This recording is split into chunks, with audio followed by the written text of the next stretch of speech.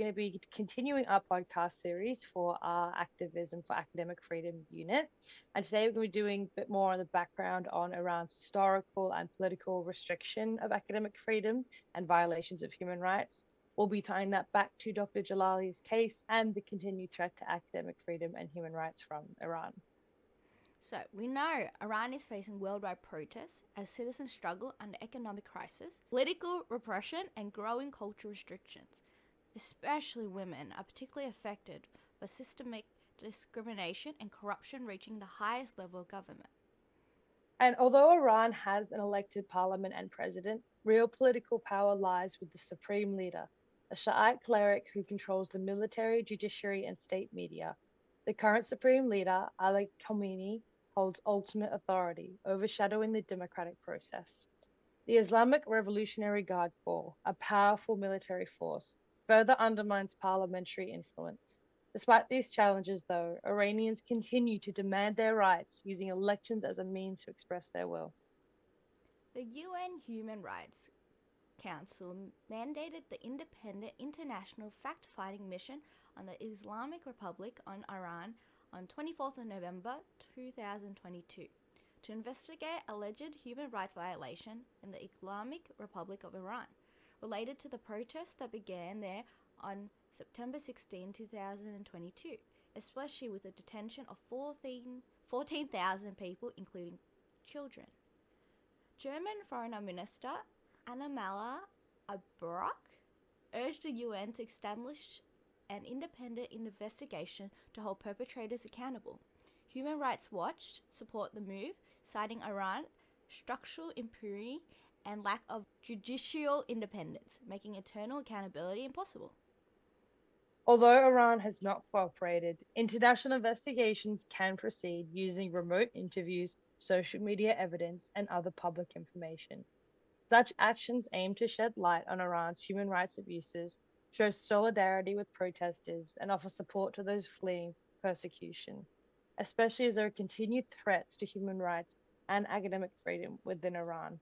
As there's only been 2 years since the death of Mahsa Amini, a 22-year-old girl in police custody, Iran remains gripped by protests against the regime's violent repression. Amini, who was a member of the Kurdish minority, died while detained for allegedly violating the country's strict dress code.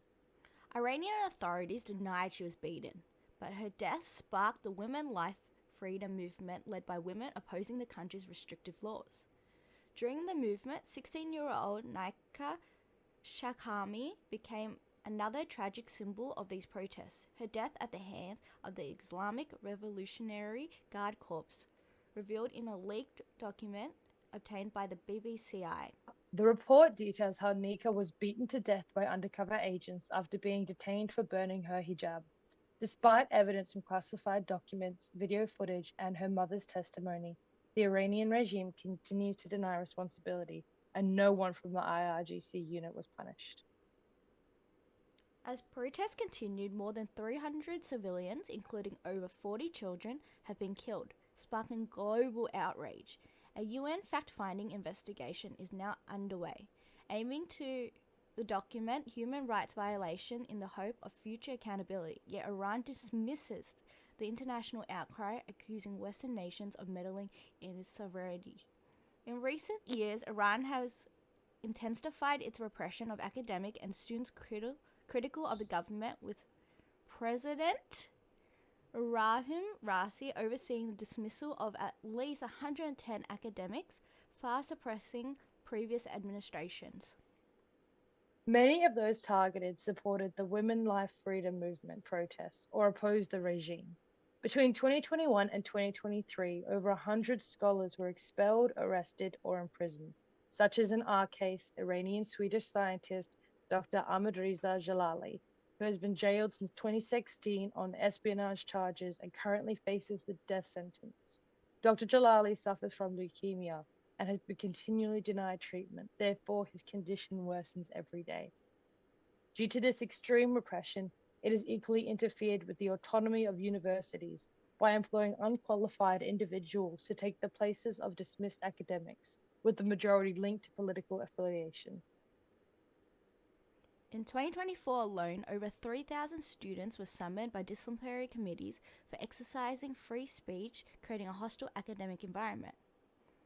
Professors faced numerous restrictions, including inability to convert contractual positions to official ones, obstacles to promote and advance, problems with salaries and benefits, pressures to sign commitment letters and express remorse. The Center for Human Rights in Iran reports that since the protests began in 2022, over 720 students have been detained, often without legal representations. University officials, acting as extension of the regime, punishes peaceful protests through bans, suspensions, and even exile. Ourselves, Ahmad Reza's activists, condemn these human rights abuses and urge international organizations to act now to ensure that the Iranian government respects commitments it has signed up to under international law and end not only this repressive campaign targeting, but the unlawful arrest and human rights violations endured by Dr. Ahmadreza Jalali and countless amounts of other students, academics, professors, and more. Thank you for listening.